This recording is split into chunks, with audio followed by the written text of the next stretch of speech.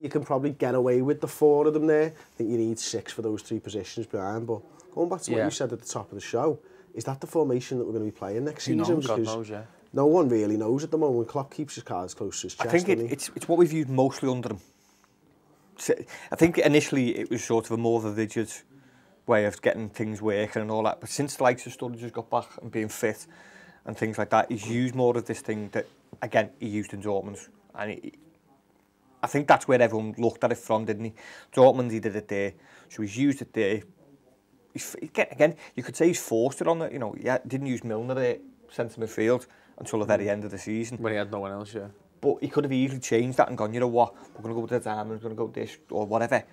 Because I don't particularly like that in there. But he went with that formation first. You're right, but the difference that I feel between him and Rodgers is Rodgers tinkered because it wasn't working. I think Klopp looks at it and goes, these are the best players that I've got, I'll use a formation that suits them. Whereas I always kind of thought that Rodgers was putting the formation first and fitting players into structure it. And then But I think with the summer to buy, I think you've got to have a base, haven't you? You've got to have an idea of what's, you know, your first 11, your cup final 11, whatever it is. You've got to have that 11 or that.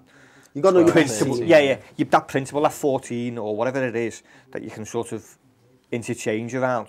You've got to have that as a basis to work from, and I think that'll be the 4-2-3-1 type of thing with 2 proper centre midfielders who don't really go anywhere outside of box to box. They don't get in there because Henderson's great as that 3rd man runner, isn't he? That getting behind, whereas. Or he used to be anyway. Yeah. We haven't seen him do that for a while now. But I think 6 months, even when he's come here, Henderson's looked like he was going, you know what, I'll be the one who sits, let Emre do a little bit more. It's probably to his detriment as an individual performer. But I think that's where he's looking. He obviously wants that sort of control from them too.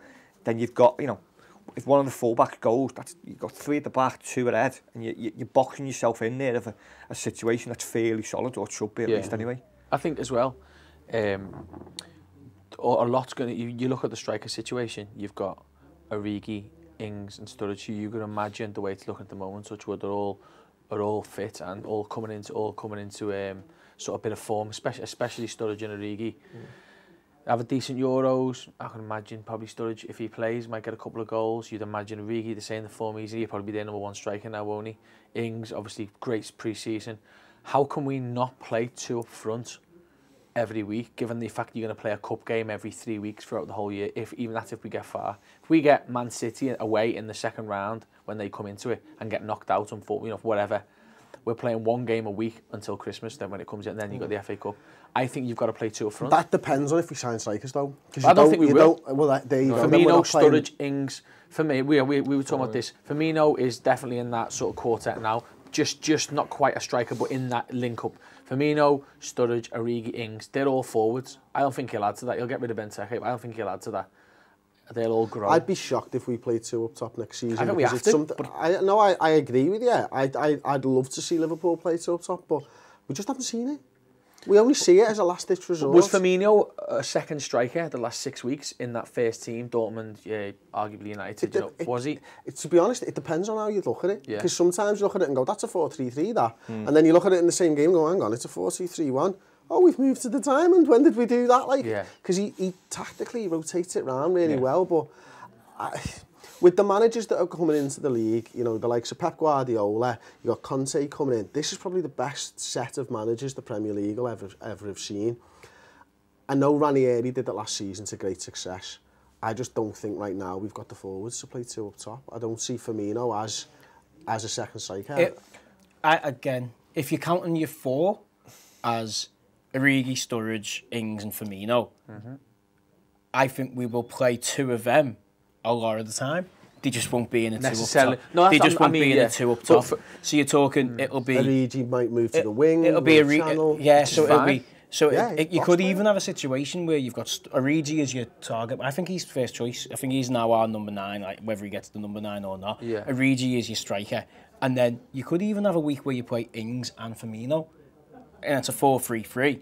But they're the 2 wider players and they're coming in. Or it could be Sturridge and Origi's on the wing and Firmino or whatever. And then you're moving Coutinho or Goetze into the 10.